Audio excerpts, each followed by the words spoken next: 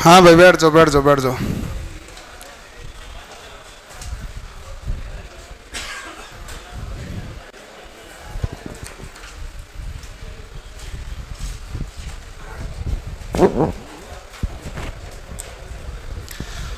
हमने पढ़ा था चालक पदार्थों के बारे में।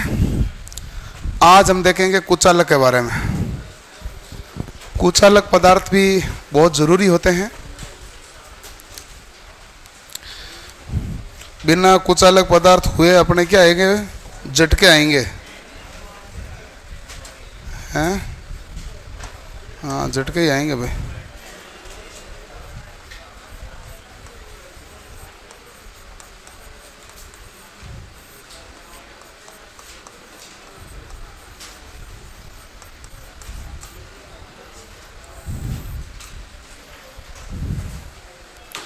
कुचालक यानी इंसुलेटर। कुचालक के आपको सबसे पहला सवाल पूछ ले कि इसमें गुण क्या होने चाहिए, तो आप कहेंगे उच्च प्रतिरोधकता,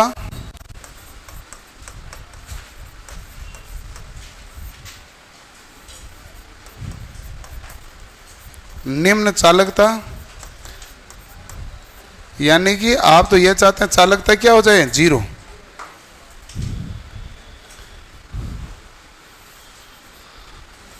उच्च डाइलेक्ट्रिक स्ट्रेंथ, उच्च पैरावैद्युतिक सामर्थ्य,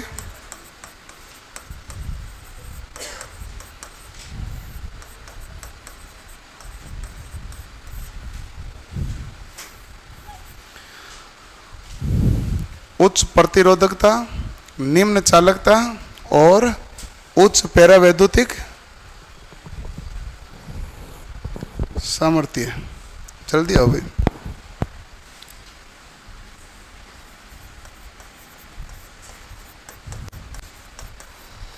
उच्च यांत्रिक सामर्थ्य और डाइलेक्ट्रिक स्ट्रेंथ का हाई का मतलब है केवी पर एमएम, प्रति एमएम किलो वोल्ट क्या होना चाहिए, ज़्यादा ही होना चाहिए। और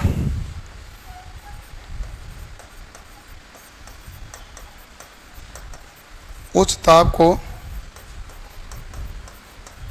सहन करने योग्य,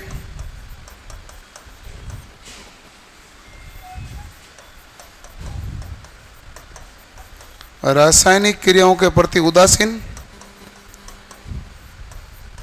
ऐसा नहीं है कि आपने कोई कुचालक लगाया उसमें रासायनिक क्रिया किसी और पदार्थ के संपर्क में आने के कारण जल गया हो, या कोरोजन का प्रभाव आ जाए, या कोई दूसरा प्रभाव आ जाए, वो नहीं होना चाहिए। रासायनिक क्रियाओं के प्रति क्या होना चाहिए, उदासीन, वातावरण प्रभाव से मुक्त,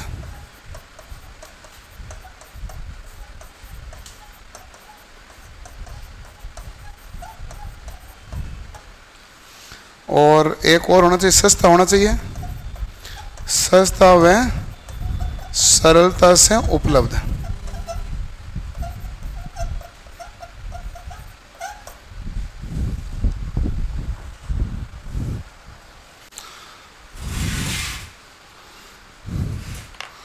जुलाई में एग्जाम फिक्स है क्या? कौन से एग्जाम जुलाई में फिक्स है भाई?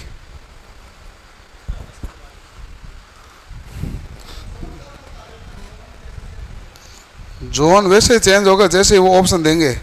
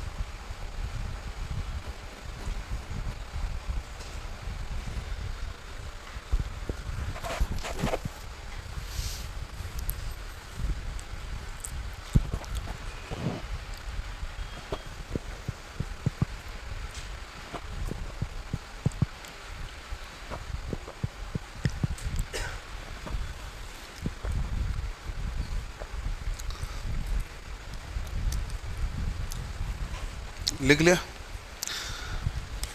एक तो इनमें से सवाल आते हैं और दो प्रकार के हमारे पास आगे टेबल है, उस टेबल से सवाल आते हैं परीक्षाओं में ज़्यादातर।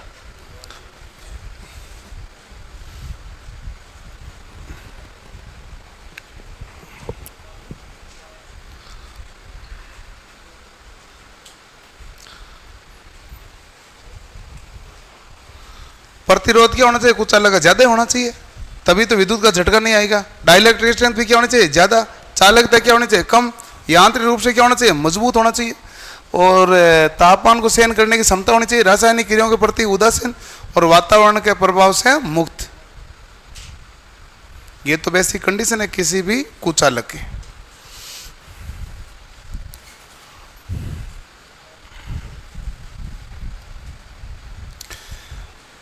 ये हमारे पास है ताप क्रम के आधार पर कुचालक का वर्गीकरण। रुको, लिख लेना बाद में, पहले समझो।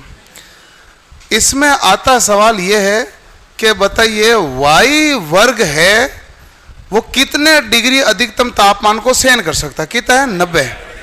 या फिर सवाल आता है 130 डिग्री तक के तापमान को सहन करने वाला वर्ग कौन सा है? बी। ठीक है, इस प्रकार का सवाल आता है। सबसे ज्यादा सवाल ये आता है। कभी कभार सवाल ये आता है कि बताइए आपके पास रेशम तेल से भीगा कागज और सूत कौन सी श्रेणी के कुचालक हैं? तो आप क्या कहेंगे? ए। लेदरहाइड पेपर और फाइबर कौन सी श्रेणी के हैं? ई। ये कभी कभार सवाल आते हैं इधर वाले, और ये दोनों कंटिन्यू आते हैं। तो आपको ये याद रखना पड़ेगा। ये टेबल याद नहीं रखोगे तो सवाल हो ही नहीं सकता। तो इसको याद रखने के लिए बता देते हैं आपको तरीका। हमने एक हरियाणा के टाबर ने हमें बताई थी कि या इमली बाबी फिर हरियाणा चाली। चाली मतलब सी है, ये सी 200, 220, 250। तो पहला मामला ये है, तो या इमली बाबी फिर हरियाणा चाली। अच्छा, अब इसमें देखो ध्यान से, यदि आप इसके देखोगे अंतर, देखोगे अंतर कितने का बन रहा है? वाई और ए में 15 डिग्री। ए और ई में भी कितना डिग्री बन रहा है? 15। ठीक है, आगे देखना, वापस 3 का जोड़ा बनाओ। ये भी 3 का जोड़ा था ना। अब तो बी और एफ में कितना है भाई? 25। और एफ और एच में कितना है? 25। तो 25 और 15 का अंतर कितना है? 10 का। तो यहां पर इन दोनों के बीच का अंतर कितना है? 10, क्योंकि दोनों अलग अलग ग्रुप है। तो ये 25-25 का अंतर है, ये 15-15 का अंतर है। और यहां पर देखो कि इसके बाद ये 10, तो ये कितना हो गया भाई? 20। ऐसा मामला है। आपको याद रह जाएगा, 2 बार लिखना पड़ेगा इसको। 2 बार लिखोगे तभी तुरंत याद हो जाएगा। इसके सवाल सबसे ज्यादा पूछे हुए है। लिखो एक बार, टेबल बनानी पड़ेगी। टेबल के ही सवाल है, सबसे ज्यादा सवाल है इसके टेबल के, इस चैप्टर में।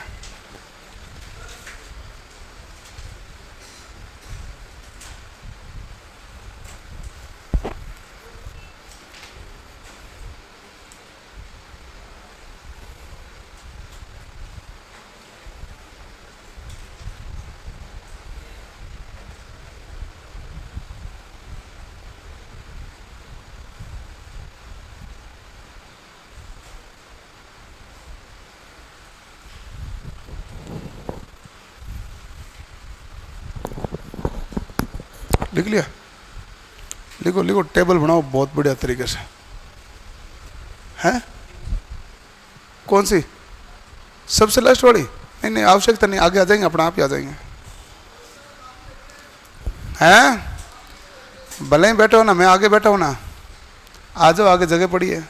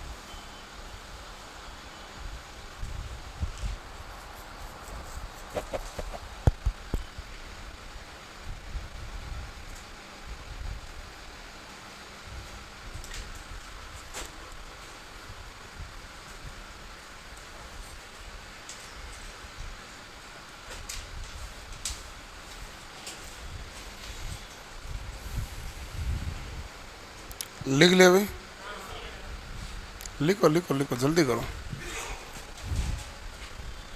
तो इसमें टेबल को ध्यान रखना पड़ेगा।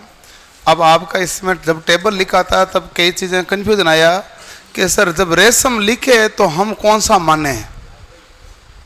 रेशम तो 2-3 जगह आ गया, तो आपको पूछा जाता हमेशा अधिकतम तापमान, ज़्यादा अगली बार वाला जो सबसे लास्ट में है ना वो माने। रेशम 105 डिग्री तक तापमान को सहन कर सकता है। ऐसे यदि मान लो आया कि आपके पास फाइबर ग्लास कितना तक है, इसमें भी आया हुआ है इसमें भी आया हुआ है, तो आप क्या कहोगे 180 डिग्री तक के तापमान को सहन कर सकता है।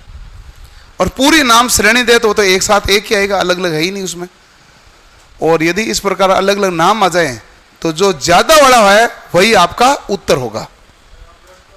है अब्रक का लास्ट किस में आया? अब्रक देख तू 180 नहीं, ये ना अब्रक माइका है ना, माइका अब्रक है वो, एस्पेटस अब्रक है, एस्पेटस अब्रक। ये केवल माइका नाम लिखा, ये शुद्ध अब्रक है जिसे माइका नाइट कहते हैं। तो माइका सबसे अधिक तापमान पर है। माइका क्या होता है? अब्रकित होता है। और अब्रक को सही अच्छा अब्रक को हम क्या कहते हैं? Mica night. तो उच्च तापमान वाला ये है।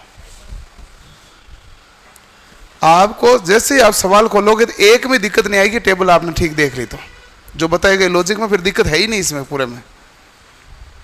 और सबसे ज्यादा सवाल इसमें टेबल से बनते हैं। टेबल से सवाल बनने वाले को निराशा नहीं होती, तुरंत जाके सवाल बना सकता है। हो गया अभी?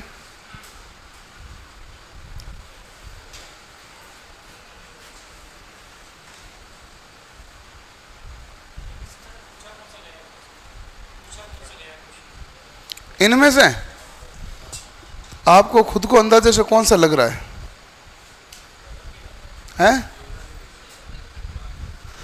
ये जितने भी आपको दिख रहे हैं ये सभी 2-2, 3-3 बार पूछे गए, एक भी पीछे नहीं रहा हुआ है, एक भी नहीं रहा हुआ है, एक सिंगल नहीं रहा हुआ है, सारे के सारे पूछे हुए हैं। इसमें इंपॉर्टेंट भाग ही है, इसको छोड़कर तो आप कर नहीं सकते। किसी के पास है क्या रामायण बुक? नहीं लाए होंगे, हैं? लेके क्या है, मैं दिखा दूं ना, ऐसे मेरे पास तो रहती है। चलो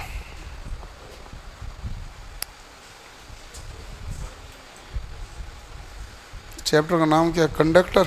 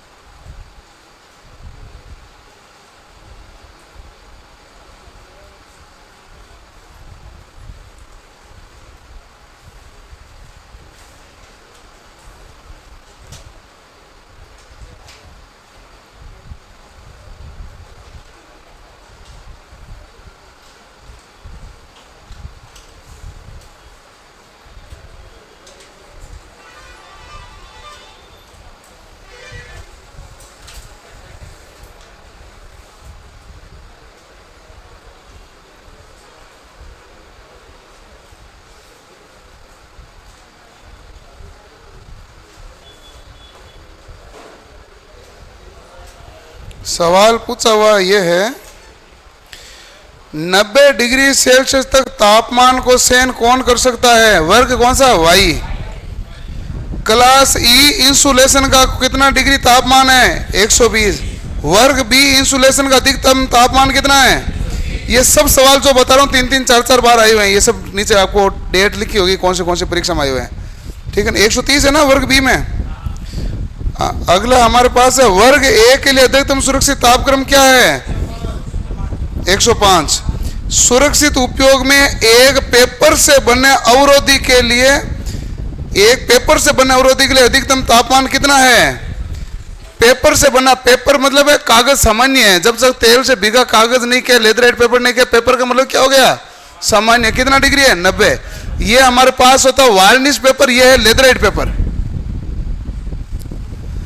एच श्रेणी के इंसुलेटिंग पदार्थ के लिए अधिकतम मान्य तापक्रम कितना? ये 7 बार आया हुआ है। एच के लिए बताओ कितना है? 180। कपास रेशम कागज है जैसे रोधक पदार्थ किस श्रेणी में रखे जाएंगे? कपास, रेशम, कागज पहले ही है। अरे सूत कपास ही है, कपास, रेशम, कागज, तो कौन सा श्रेणी है? वाई। ठीक है। अगला हमारे पास सवाल यह पूछा था, IS 12711985 नियम है के अनुसार अभ्रक, कांच, तंतु, फाइबर और एस्बेस्टस, कांच, फाइबर, एस्बेस्टस, ये कौन से वर्ग के अंदर आते हैं? एफ ऑप्शन में है नहीं, बी ऑप्शन में है, ऑप्शन दिया EYAB, तो क्या करना पड़ेगा? बी। एफ ऑप्शन में दिया नहीं। ये आया हुआ है UPPCL 2019 में, और 2019 के अलग तारीख को आया हुआ है, UPRNL में आया हुआ है, MPTO में आया हुआ है। अगला है, सबसे अधिक तापमान कौन सहन कर सकता है? ABCE। कौन सी प्रतिरोधक सामग्री ई वर्ग के प्रतिरोधन से संबंधित है? मैं नाम बोल रहा हूं, आप बता देना। ई से सिल्क, सिलिकॉन, माइका, चमड़े का पेपर, लेदरेट पेपर लिखा हुआ है। वर्ग बी का विद्युत रोध में निम्नलिखित पदार्थों में से कौन आता है? वर्ग बी में पेपर बोर्ड, रेशम, कपास, इनमें से कोई नहीं, कोई नहीं है ना वर्ग बी में, वर्ग बी में इनमें से कोई नहीं है, मैंने बोला वो देख लो। एफ का तापमान कितना है? एफ का, ठीक है। अगर रोधन सामग्रियों द्वारा उनके द्वारा सहनीय तापमान के अनुसार सामग्रियों का कौन सा वर्ग 225 डिग्री तक तापमान को सहन कर सकता है? सी। अगला सवाल है, बंधकों के बिना या उच्च तापीय स्थिरता वाले सिलिकॉन रेजिन के साथ सिरेमिक और क्वार्ट्ज जैसी सामग्री के लिए निर्धारित इंसुलेशन तापमान क्या है? बताओ भाई। 120 डिग्री, 180, 180 से अधिक, 90, 180 से अधिक। ओके, तो ये सारे सवाल थे, तो आपके जितने भी थे इसमें तो आ गए ना सारे, बस। तो सवाल पूछे जाते हैं ऐसे, इसलिए ध्यान रखनी पड़ती है टेबल। अब इसको ध्यान रखोगे तो ही उत्तर कर पाओगे, नहीं तो इसका अलावा कोई इसका कोई चांस है ही नहीं, गुंजाइश बची हुई नहीं है। आप ऐसे ध्यान रखना, मैं जैसे ध्यान रखूँ, paper, varnish paper, leatherette paper, तीनों खत्म हो जाते हैं।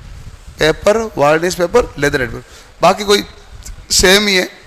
और फिर आपको इधर ध्यान रखना पड़ता है, माइका सबसे लास्ट में आता है, माइका से ऊपर है जो फाइबर ग्लास आता है, फाइबर ग्लास से ऊपर एस्बेस्टस आता है।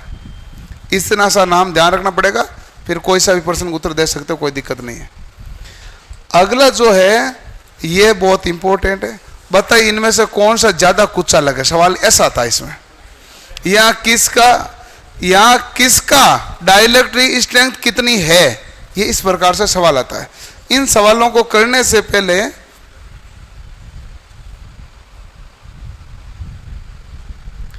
अपन देखते हैं कुचालक कितने प्रकार के हैं।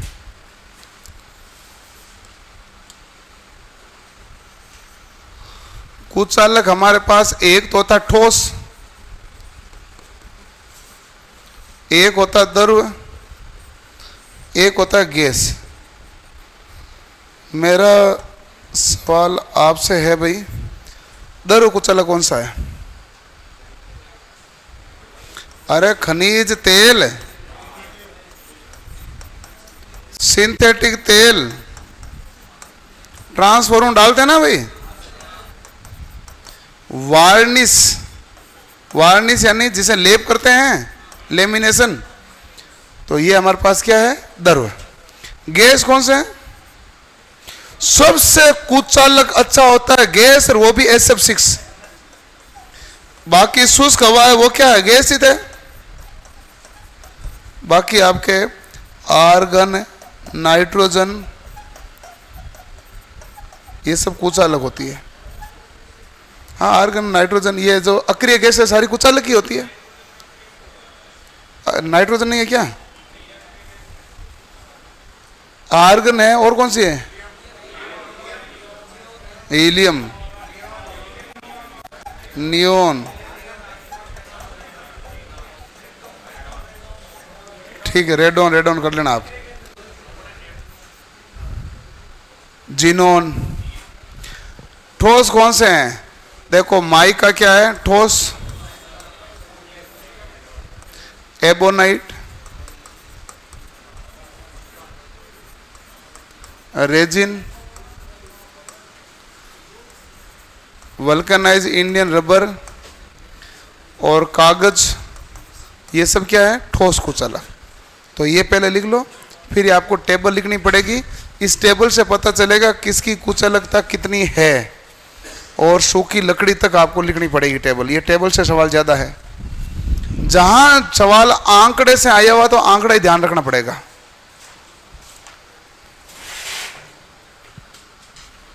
और आपको अगर मैं वापस सारे सवाल पढ़ के बता दूंगा कौन सा सवाल है।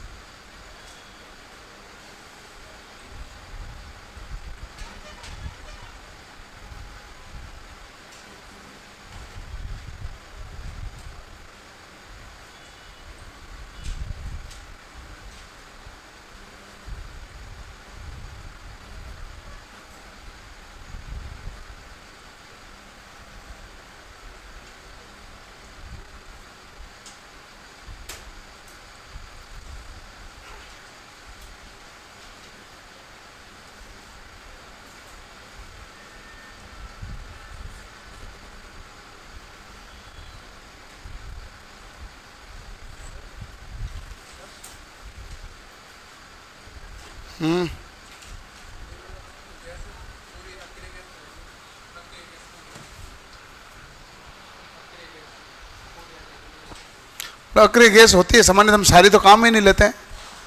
हम तो आर्गन वगैरह कहाँ लेते हैं? बल्ब में भरने के लिए। हमारे विद्युत में काम भी तो आनी चाहिए ना। मोटर में वार्निश क्यों डाली जाती है? अरे वार्निश को डालने वाली चीज नहीं है। वार्निश होता है कि दो अपने पास पत्तियों को कुचल करने के लिए आपस में इंसुलेटेड करके जोड़ते हैं, जिससे भंवर धारा हानि कम हो, इसलिए वार्निश की जाती है। वार्निश के लिए जो पदार्थ काम में लिया जाता है उसे सेलेक बोलते हैं। सेलेक बोलते हैं। वार्निश तो एक लेप हो गए ना, से क्या बोलते हैं? सेलेक। तो वार्निश क्यों करते हैं? वार्निश इसलिए करते हैं कि इंसुलेशन हो, जिससे हमारे पास भंवर धारा हानि क्या हो जाए? कम है। क्या चालक?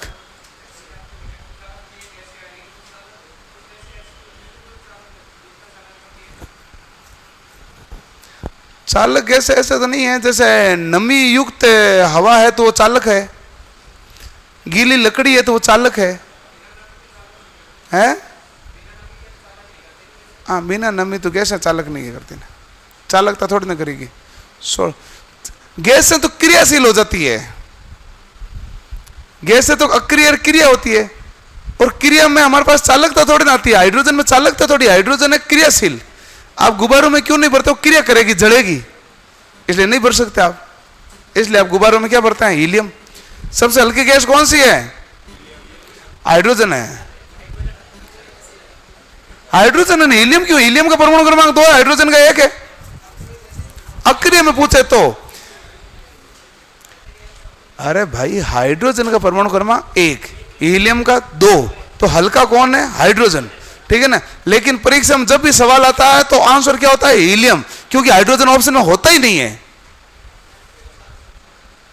हाइड्रोजन ऑप्शन होता ही नहीं ना। हाइड्रोजन हम काम में लेते ही तो नहीं है, क्योंकि हाइड्रोजन है क्रियाशील। हाइड्रोजन लेते हैं अपना घर सिलेंडर में।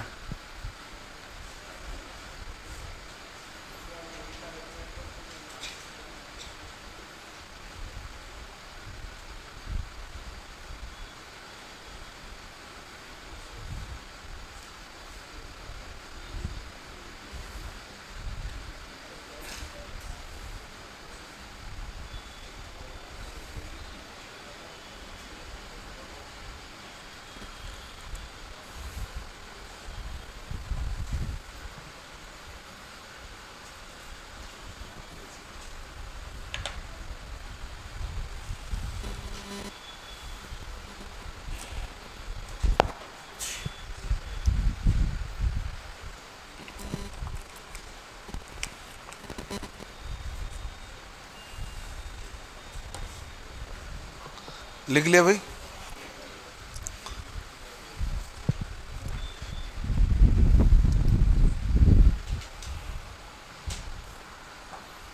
अगला लिखो ये।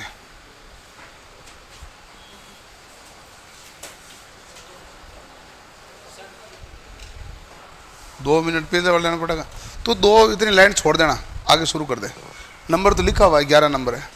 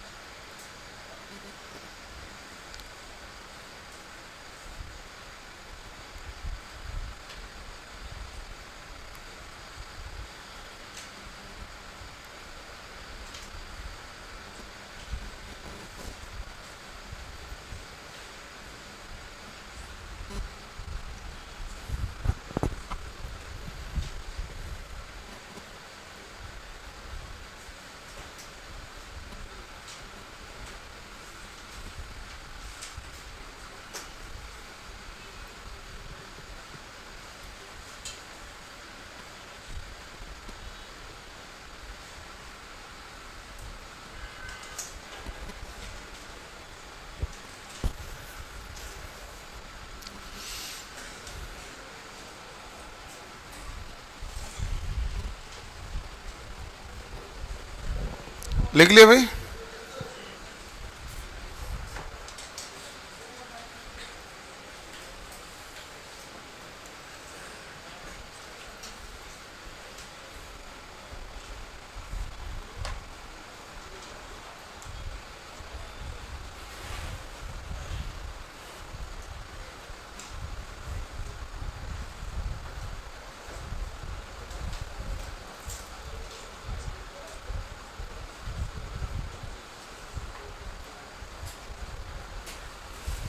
अब मैं कुछ सवाल पूछूं, आप उत्तर बताते रहना भाई। अच्छे कुचालक में इनमें से कौन सा गुण होना चाहिए? उच्च विद्युत शोषण गुण, न्यून पैरावैद्युतिक शक्ति, उच्च भंजक वोल्टता, उच्च चालन शक्ति। चालन शक्ति तो उच्च नहीं होनी चाहिए, तो गलत है। चालन शक्ति तो निम्न चाहिए, लिखा हुआ है। न्यून पैरावैद्युतिक शक्ति, ये भी गलत है। पैरावैद्युतिक शक्ति क्या होनी चाहिए? उच्च।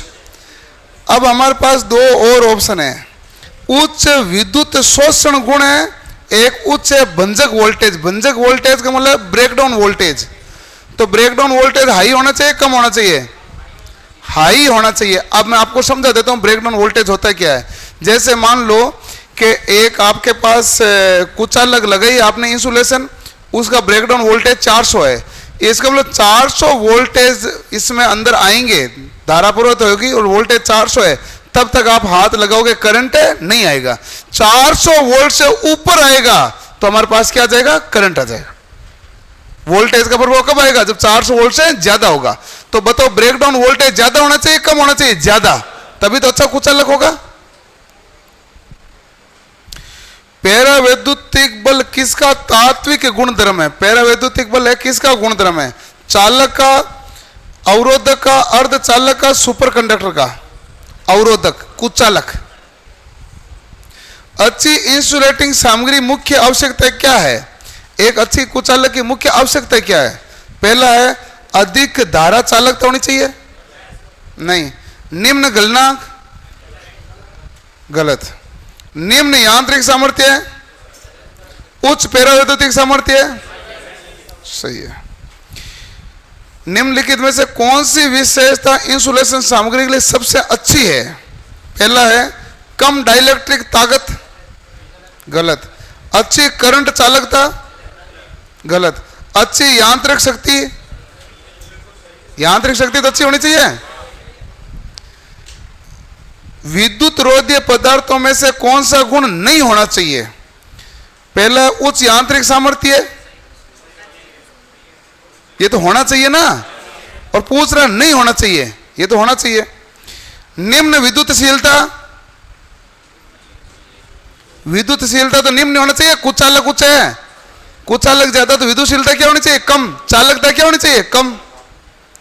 गैर ज्वलनशीलता, यह भी होनी चाहिए क्योंकि उच्च तापमान को सहन करने योग्य, तो गैर ज्वलनशीलता। उच्च जल अवशोषण, यह गलत है, पानी को अवशोषण करना चाहिए क्या कुचालक के द्वारा, नहीं, पानी को अवशोषण करोगे तो क्या आ जाएगा भाई, करंट आएगा, फिर लीकेज हो जाएगा। एक अच्छे कुचालक की विशेषता निम्न विकल्पों में से कौन सी है, निम्न विद्युत क्षमता और उच्च प्रतिरोध। देखो दो चार ऑप्शन है, दो में उच्च प्रतिरोध है, दो में निम्न प्रतिरोध है, तो प्रतिरोध तो क्या होना चाहिए, उच्च, उच्च वाले दो ऑप्शन में बोल देता हूं। पहला निम्न विद्युत क्षमता एवं उच्च प्रतिरोध, दूसरा उच्च विद्युत क्षमता एवं उच्च प्रतिरोध। विद्युत क्षमता होती है डाइलेक्ट्रिक स्ट्रेंथ, तो डाइलेक्ट्रिक स्ट्रेंथ क्या होनी चाहिए, उच्च, प्रतिरोध भी क्या होना चाहिए, उच्च। अगला, कौन सा एक ठोस इंसुलेटिंग सामग्री है, पानी, रबर, तांबे की तार और शीशा है। अरे देखो पानी, रबर, तांबे की तार, शीशा, ब्रैकेट में ग्रेफाइट, ब्रैकेट में ग्रेफाइट लिखा हुआ है। मैं वापस बोल देता हूं सवाल, निम्नलिखित में से कौन सी एक ठोस इंसुलेटिंग सामग्री है, ओके, पानी, रबर, तांबे की तार और शीशा, ब्रैकेट में ग्रेफाइट। अरे रबर, इन चारों में कुछ चालक ही एक रबर है, बाकी तीनों तो चालक है। शीशा, ब्रैकेट में ग्रेफाइट, ग्रेफाइट चालक होता है, चाहे तो पेंसिल वाले को छील के हाथ लगा के चेक कर ले, चालकता चेक करनी आसान है। तो शीशा, मैं कह रहा हूं शीशा लिखा हुआ, ब्रैकेट में ग्रेफाइट लिखा हुआ है। यह दिल्ली मेट्रो 2018 का सवाल है, 12 अप्रैल का,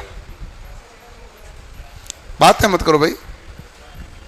निम्न में से कौन सा एक इंसुलेटर की वांछनीय विशेषता नहीं है, इंसुलेटर की विशेषता कौन सी नहीं है, पहला है यांत्रिक शक्ति, दूसरा है तापमान प्रतिरोध, तीसरा है लचीलापन, चौथा है निम्न डाइलेक्ट्रिक स्ट्रेंथ। निम्न डाइलेक्ट्रिक स्ट्रेंथ कुछ अलग विशेषता नहीं है, उच्च डाइलेक्ट्रिक स्ट्रेंथ विशेषता है। निम्न में से विद्युत रोधी के गलत गुणों को चुने। 4 गुण बोलूंगा मैं, 4 में से 1 गुण गलत होगा, 3 गुण सही होंगे। इसमें चालक भार, पवन भार आदि को सहन करने के लिए उच्च यांत्रिक सामर्थ्य होनी चाहिए, सही है। इसमें पंचर सामर्थ्य और फ्लैश ओवर का अनुपात उच्च होना चाहिए। बाकी कहें ये पता नहीं है, इसको होल्ड पे रखो। बाकी ऐसा होता है ना भाई, ऑप्शन नहीं पता होता तो क्या रखना पड़ता है, होल्ड पे रखना पड़ता है, बाकी ऑप्शन देख लेते हैं। पृथ्वी पर धारा रिसाव की स्थिति से बचने के लिए उच्च विद्युत प्रतिरोध वाला विद्युत रोधी पदार्थ होना चाहिए। ये तो सही है। और हमें कौन सा गुण ढूंढना? गलत। तो ए और सी तो सही है, बी ऑन होल्ड है और डी पढ़ लेते हैं। इसमें विद्युत रोधी पदार्थ की अत्यंत न्यून आपेक्षिक विद्युतशीलता होनी चाहिए जिससे कि पैरा वैद्युतिक सामर्थ्य अधिक हो। यह कह रहे निम्न विद्युतशीलता होनी चाहिए, न्यून अत्यंत न्यून आपेक्षिक विद्युतशीलता होनी चाहिए जिससे पैरा वैद्युतिक सामर्थ्य अधिक हो। यह तो सही बात है। डाइलेक्ट्रिक स्ट्रेंथ तो ज्यादा ही चाहिए।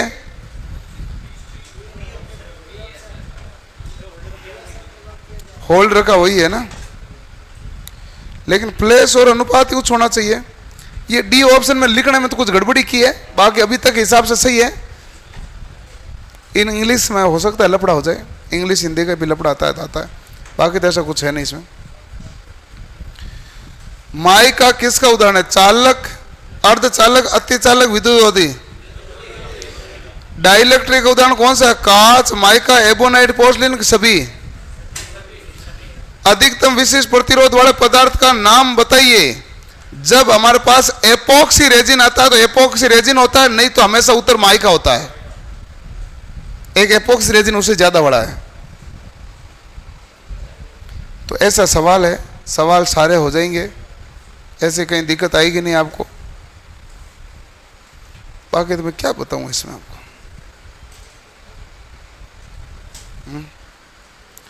यह है चालक और कुचालक के बारे में। एक होता है अर्धचालक। अर्धचालक वो होता है जो हमारे पास 0 केल्विन पर कुचालक और 300 केल्विन पर चालक की भांति काम करे। अर्धचालक किसे कहते हैं?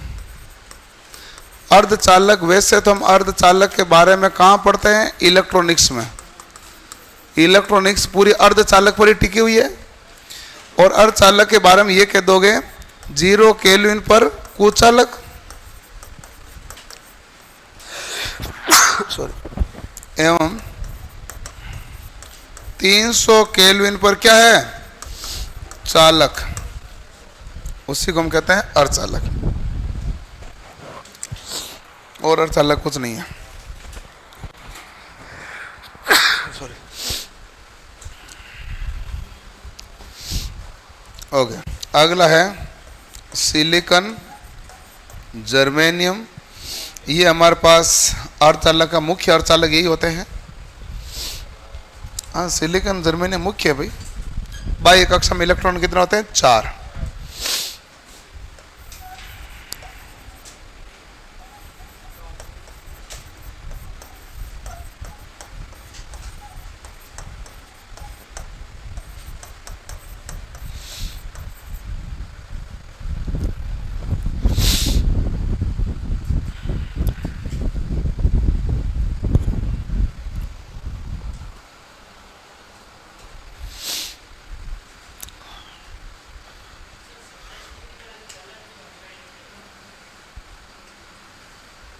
सर एक क्वेश्चन बता दो मुझे। किसी ने पूछा था कि ट्रेन लोहा की बनी होती है, डीसी करंट से चलती है। सवाल क्या है? इसमें करंट क्यों नहीं आता? अच्छा, सवाल ये है। वाह, इसीलिए हमने कुछ अलग पढ़ाया। हमने कहा सीधे डब्बे के डायरेक्ट तार नहीं बांधना है, तार के ऊपर कुछ अलग लपेटना चाहिए। ठीक है, 2-3 सारी चीजें बता देता हूं क्या क्या मामला है। पहली बात तो कि हमारे पास चालक में धारा का प्रवाह होगा और उसके ऊपर इंसुलेशन लगा हुआ है, तो ट्रेन में करंट आएगा क्या? नहीं। पहला केस खत्म। दूसरा केस है यदि उसका इंसुलेशन टूट गया तो इंसुलेशन टूट गए तो 2 केस बनेंगे। एक तो आपको कहेंगे वोल्टेज 110 वोल्ट है तो विद्युत झटका महसूस होगा लेकिन खतरनाक नहीं होगा। एक नियम ये कहता है।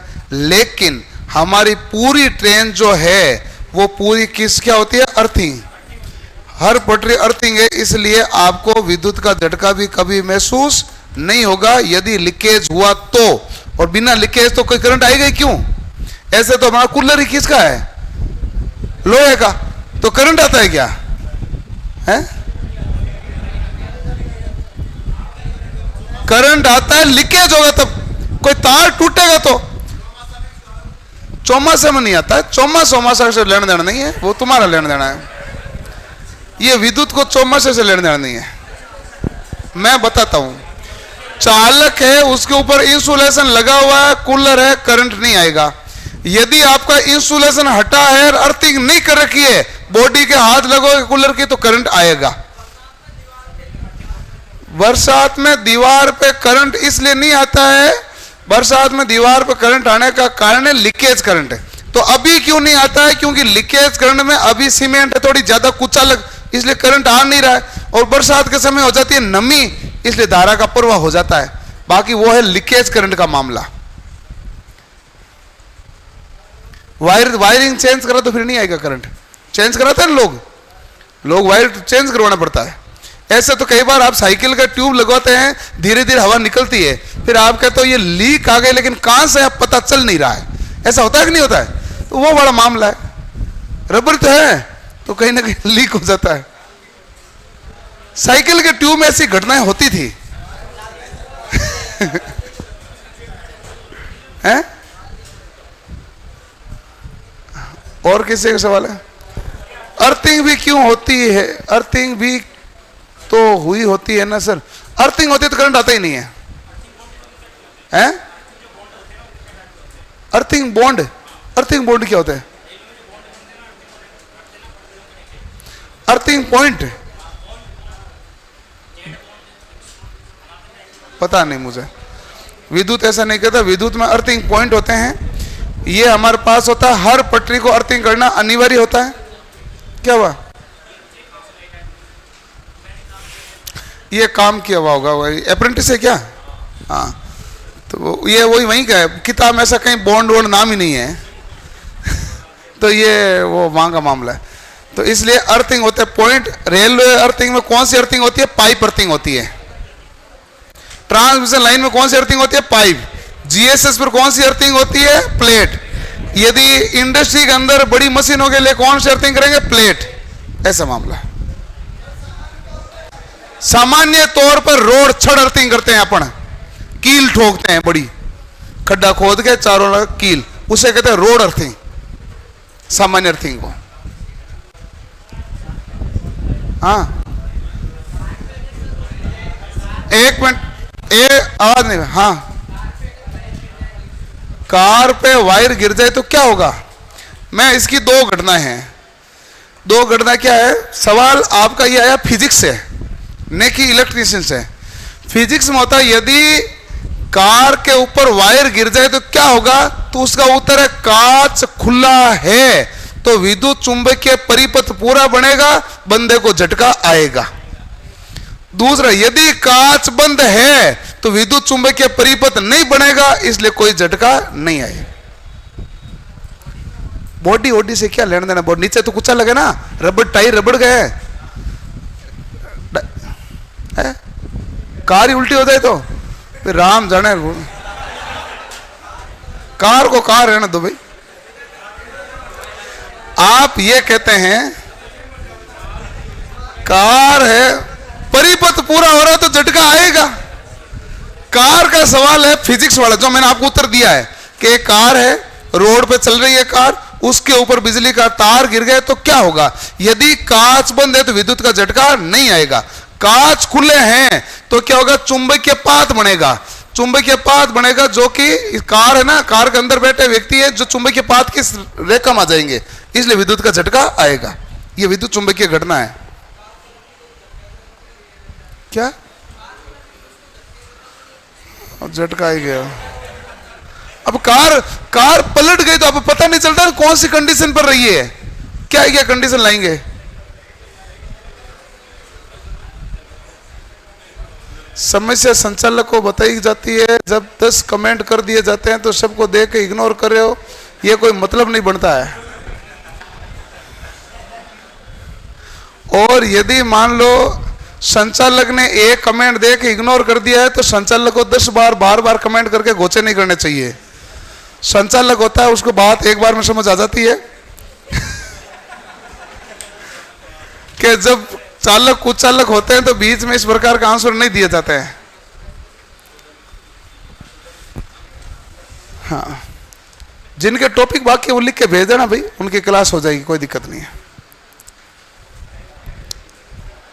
हाँ, 6 टॉपिक है, 6 टॉपिक बाकी है। ये टॉपिक कितने टॉपिक है उसमें? 7 है। 7 टॉपिक होंगे ही नहीं किसी बुकलेट में। 2 अलग से है ना। कितना नंबर है ये बुकलेट? नंबर कितना है?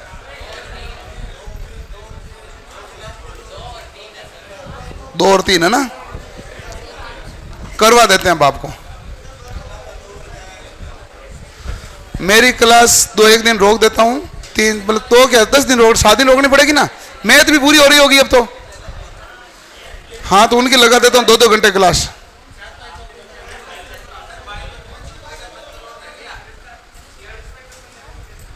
ये फुल टेस्ट है।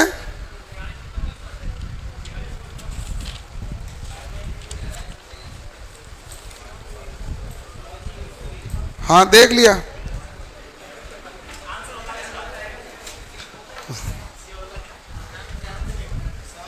इनका है 6 गुणा 4 प्लस 2 बराबर क्या है लिखा हुआ 16।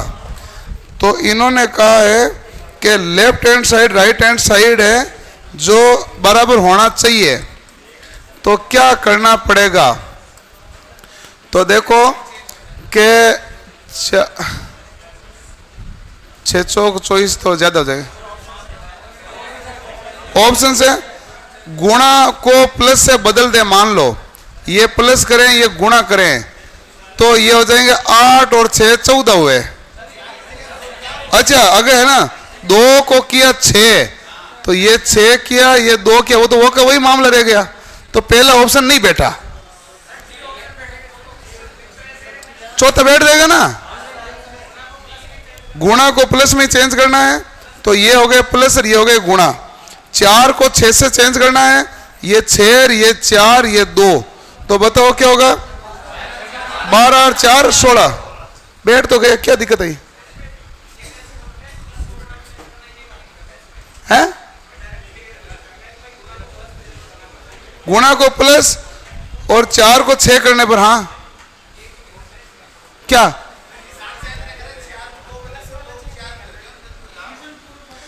एक मिनट, मुद्दा अलग है। आप खड़े हो। नहीं, मुझे रीजनिंग आती है इसलिए मैं खड़ा हूं। देखो, मैं आपको प्रश्न पढ़ के बताता हूं, आप ध्यान से सुनना। सवाल है समीकरण में दिए गए किन चिन्हों तथा संख्यों, अरे आवाज मत करो, चिन्हों तथा संख्यों के स्थान परस्पर परिवर्तित करने पर मैं यही कह रहा हूं, मैं को प्रश्न ध्यान से पढ़ो। ये तो मेरा मुद्दा समझ में आ गया था कि मुद्दा क्या है, लिखा हुआ पूरा इतना। ये मतलब मैं आपका इसलिए कहा कि ये ऐसा मुद्दा था नहीं जो आप मेरे पास लाए हो। इतना बड़ा मामला नहीं था, सवाल भी बड़ा नहीं था, आपसे भी हो गया था, हो पड़ोसी से भी गया था। इतना बड़ा मामला नहीं था कि यहां तक पहुंच चाहिए केस। हाँ, ये आपने मुझे इसलिए भेजा था कि ये सवाल गलत छपा हुआ है तब मैंने आपको ये पूरा कहा है। ओके, तो